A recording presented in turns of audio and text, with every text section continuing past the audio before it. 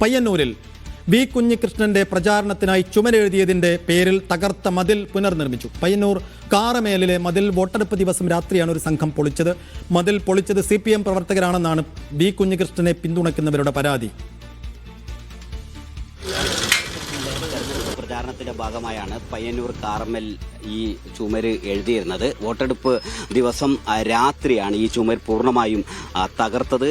ആ തകർത്തതിനു ശേഷം ഈ മതിൽ പുനർനിർമ്മിച്ച് നൽകും എന്ന് ഇതിന്റെ ഉടമസ്ഥർക്ക് പി കുഞ്ഞികൃഷ്ണൻ ഉൾപ്പെടെയുള്ള ആളുകൾ ഉറപ്പ് നൽകിയിരുന്നു. അതിന്റെ ഭാഗമായാണ് ഇന്ന് പ്രവർത്തകർ എത്തി പി കുഞ്ഞികൃഷ്ണന്റെ നേതൃത്വത്തിൽ ഈ മതിൽ പൂർണ്ണമായും പുനർനിർമ്മിച്ച് നൽകുന്നത്. 4 മേസ്തിരിമാരുടെ നേതൃത്വത്തിൽ 1.5 മണിക്കൂർ സമയത്തിനകം ഈ മതിൽ പൂർണ്ണമായും നിർമ്മിച്ച് കഴിഞ്ഞിട്ടുണ്ട്. ഇത് വലിയ വിജയാഹ്ലാദത്തിന്റെ ഭാഗമായാണ് മതിൽ പുനർനിർമ്മിച്ചത്.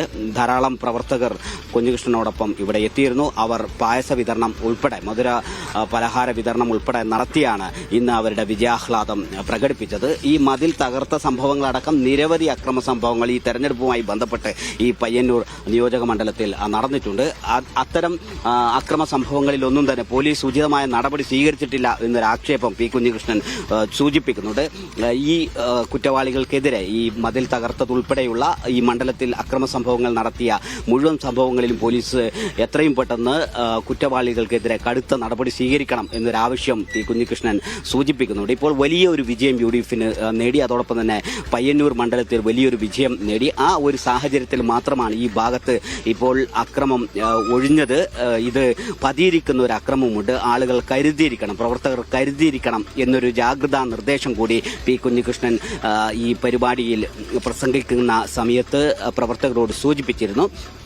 പി കുഞ്ഞികൃഷ്ണനും നേരത്തെ സൂചിപ്പിച്ചതും അങ്ങനെ തന്നെയാണ്. ഇപ്പോൾ വലിയൊരു വിജയം UDFന് ലഭിച്ചു. ഈ മണ്ഡലത്തിൽ വലിയൊരു പരാജയം CPMനുണ്ടായി. ആ കാരണത്താലാണ് ഇപ്പോൾ ഒരു അക്രമം ഇല്ലാതിരിക്കുന്നത്. അത് പോലീസ് ജാഗ്രത പുലർത്തണം എന്ന കാര്യം കൂടി അദ്ദേഹം പറയുന്നുണ്ട്. അങ്ങനെ വോട്ടെടുപ്പ് ദിവസം രാത്രി ആണ് ഈ മതിൽ തകർത്തത്. അന്ന് തകർത്ത മതിലാണ് ഇന്ന് വലിയ ആഹ്ലാദത്തോടെ വിജയാഹ്ലാദത്തോടെ പായസ വിതരണമൊക്കെ നടത്തി പി കുഞ്ഞികൃഷ്ണന്റെ നേതൃത്വത്തിൽ നിരവധി പ്രവർത്തകരെത്തി ഇത് പുനർനിർമ്മിച്ചത്.